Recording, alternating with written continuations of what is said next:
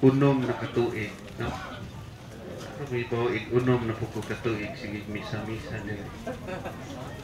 Tanaw na ko mga bata, dagpo na. Ako po natiguang na. Ay, klaro, sisya.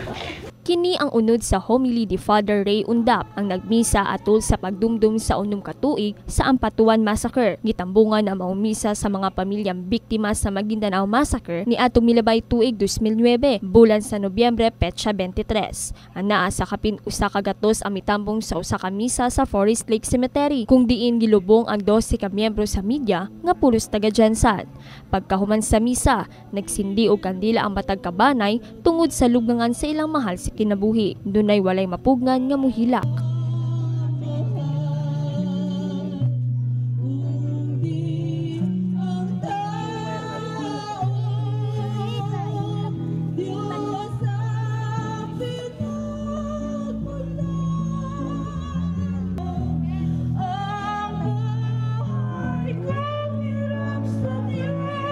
Daghang kaayong salamat kaninyo nga kamo nagapadayon sa pagsuporta sa among kaso, sa pagpangita o hustisya sa among mga minahal nga mga nabiktima sa Ampatuan Massacre. Among payuson among lawyer, no?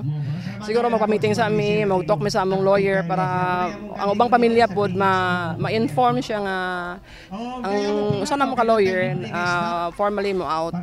So kailangan mo mangita og laing lawyer na pod. May amon ensure na mo na lawyer mo dawat ana katong lawyer nga matino. Atong lawyer nga dili may baligya. Sa maong aktibidad, makita na ang mga kabatan-unan ang labing naapektuhan sa panghitabo. Wala sila masayod kung hangtod kanusa mahatag ang hustisya sa ilang mga amahan o inahan nga nabiktima sa maong madugong krimen. Shilling Joy Kanda, Brigada News.